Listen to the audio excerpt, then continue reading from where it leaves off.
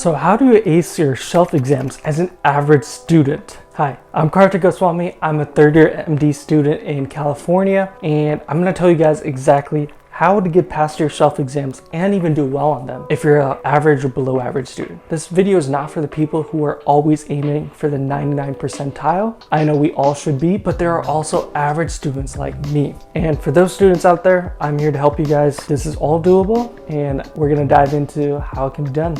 So at the point of filming, I've done about half of my rotations for the third year, and I gotta say it is a big difference for the first 2 years, and the study methods are also very, very different. So before we get into exactly how to study, what exactly are the shelf exams? Well, shelf exams are basically like section tests for step 2. Now step 2 is going to be accumulation of all your core rotations, and each individual one you do, you're going to have to take a shelf exam for. So imagine, for example, internal medicine, you're going to have to take that shelf exam during your internal medicine rotation, but that information is also valid for step 2, but it's just only a piece of the whole puzzle of step 2. So consider it a section test for step 2. And in my opinion, these exams are very similar content, very similar difficulty, very similar presentation as step 1. And most of you going into your third year, and if you're in America, mostly you take your shelves and rotations after you pass step 1. So if you have that experience already, kind of expect that in a shorter format for your shelf exams. So let's get into it. The resources that I've been using and the resources you guys can use to ace your shelf exams. Number 1, the most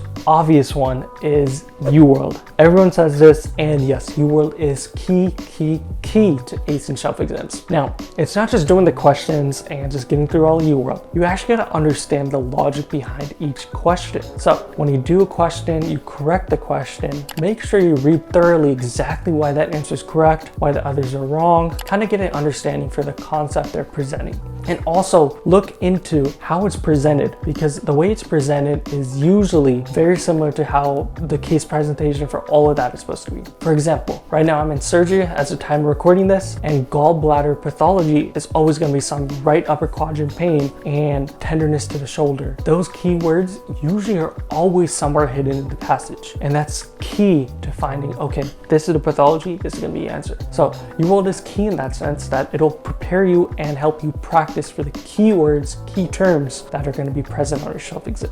Now, when you correct your questions, make sure you put it in a note or something. Make sure you have a notebook, an iPad document, or whatever to put your corrections down, because it's very crucial to write these corrections, go over everything, and then read these corrections again, because it'll reinforce the concepts that you had learned previously. And if you have a poor memory like me, you can refresh all that content and knowledge at any moment's notice. And if you run out of Uworld questions, because some blocks have very little Uworld questions, then you can move to Amboss Questions. Now, this is what I've been doing. This isn't a popular opinion for most people, but I'm the type of guy that likes doing as much practice as possible because I'm not the best and fastest learner. So Amboss really helps solidify questions even more for me. And they present them in a kind of a weird, harder manner than Uworld. So it kind of helps me, understand, okay, this is the key concept and it's presented in a weird way. So if I present it like this on the shelf exam, I'll know what to do. And Amboss is really strange. I will say the questions are always whack.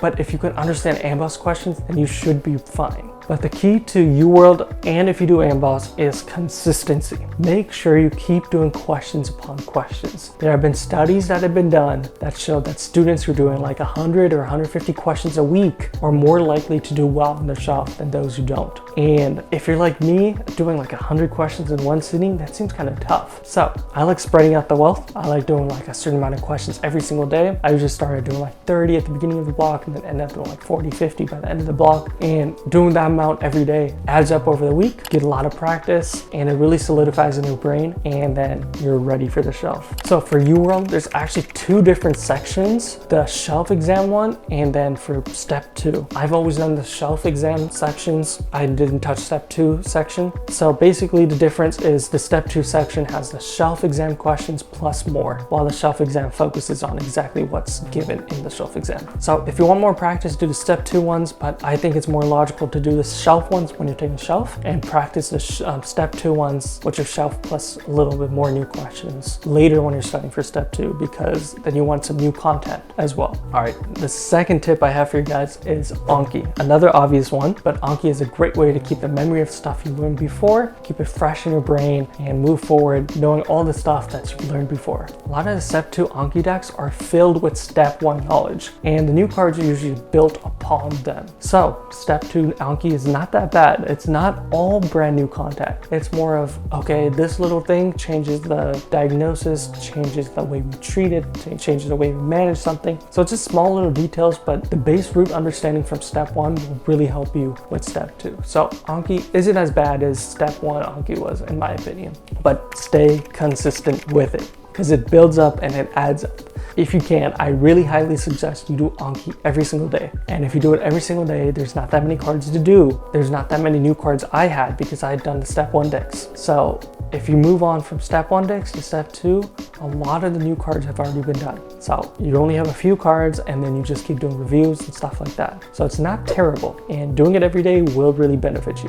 All right, tip number 3. If you like learning from videos like you did for step 1, Online MedEd and Boards and Beyond are a great tool, but not the best tool for shelf exams. So I've experimented with them. I personally like Online MedEd better. I found Boards and Beyond kind of boring, monotonous, not my style. Online MedEd was great for a couple of my shelves, but not all of them. They kind of get repetitive, very detailed, too many episodes to watch, takes a lot of time. I would say try it out for sure when you're starting your 3rd year. Please do try it out and see if it helps you, if you're more of a visual learner, if you like the way he teaches, or vice versa for Boards and Beyond. You can do it for that.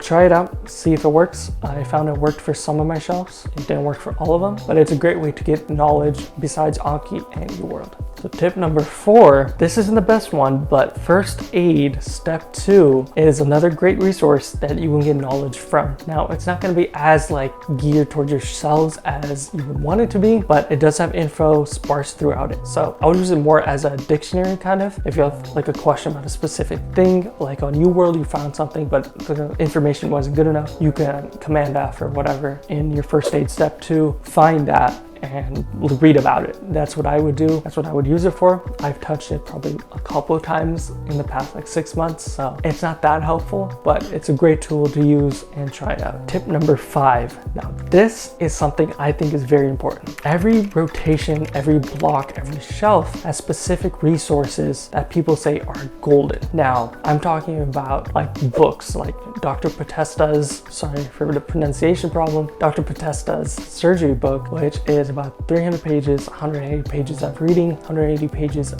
questions, great for surgery shelf, and IM has theirs, OB has theirs, Family Med has theirs. I'll keep linking below all the links to these resources as I keep going throughout the year, but these are golden, and it's not the same company or same brand that does it for each block. It's usually sparsed out and different throughout all the rotations. So I'll put the link for that, and then you can go on Reddit and see what other people are using as well. But I'll keep you guys posted on that, but make sure to read those. If you're not understanding stuff, those are great little books to read. On this topic of resources per block, let's go into podcasts, because there are 3 podcasts that I think are very, very useful for every block. These guys, almost every block, I would say. So there are 3 podcasts that are very useful for almost every block, and it'll really help you learn for the rotation, during the rotation, and for your shelves. One of them being Divine Intervention. Everyone's heard of this one. This is the GOAT. You must listen to this. And he has notes online and stuff. I can post his website, his link to his website, links to some of his notes. I can put that up. And then you have Emma Holiday. She is great. She goes over a lot of detail in a very simple way, and it doesn't get boring. Unlike Divine, she's actually very entertaining, and I think it's a great podcast to listen to. Very simple, gets to the point, gets you the high yield stuff. And then number 3 is Dr. High Yield. Now, this is probably the most boring of the 3 main podcasts, but he does go over a lot of high yield points points, and it's more like a bullet point type of podcast. He just throws out high yield information at you straight up. No real like explanations, just straight information. So it's kind of more of a last minute review for whatever shelf you're about to take. Those three are the main, Divine, Emma Holiday, and Dr. High Yield. I'll link all of them below, but there are other podcasts and other videos on YouTube out there that are great. And if those three aren't enough, you can always go on YouTube, Google, and search up other people of that topic and find other things. But these three are the main ones that I found really helpful and that my friends and my peers have found really helpful, and they will really help you ace this shelf. So the sixth tip I have for you is you're going to learn on rotation. So come with an open mind every day, because if you have a good attending that's going to teach you stuff, you're going to be able to absorb it really well, and you're going to be able to learn for yourself and just learn for that rotation itself. And some rotations you might not find fun at all, but just make sure you're present in the moment. It'll look good for your evaluations, but at the same time, you'll absorb stuff that could help you on the shelf as well. And I found that a few questions on my shelf are always directly related to what I saw in real life, and it really helps me solidify, okay, so this is what we did in real life, so this is the answer on the test. It's a great way to learn, in my opinion. I really like that. It's real life learning, applying it to tests, and keep an open mind when you go to rotations. Tip number 7, a very, very crucial one. Take NBME practice tests. I would say take all of them if you can. There's about 5 or 6 per rotation. There could be more, it could be less, but these are vital. They give you the information and presentation that'll be on the shelf. And it'll be very similar to how you'll see your shelf exams, and the scores you get on your practice exams are usually correlated somewhat to your actual exam. In my opinion, they are correlated. I know on Reddit and other people have said they're not correlated at all. So that might be opinionated, but I think it's great practice, because these are the same guys who are going to make your shelf exams. So practicing with their practice tests is a no-brainer. And I know they cost a lot, but DM me. There are some websites out there with the stuff. So just message me if you are looking for that. But take all the practice tests that you need to, okay? They are so, so good. Recommend you take all the practice tests there are for that block. And there you go. Those are all my tips, all my knowledge that I've learned on rotations in 3rd year. This is the halfway point. I'm giving you the knowledge on how to ace your exams, and I'm pretty confident if you do all of this stuff, you will do fine. If you have questions, if you have any comments, leave them below. I'm more than happy to answer all of them, and I'll keep updating the resources as I go along with my rotations. Wish you the best, guys, and we can all do this. You don't have to be the smartest person in the room. It's all doable with just hard work and studying smart. Stay healthy and stay happy, everyone. Take care. Bye-bye.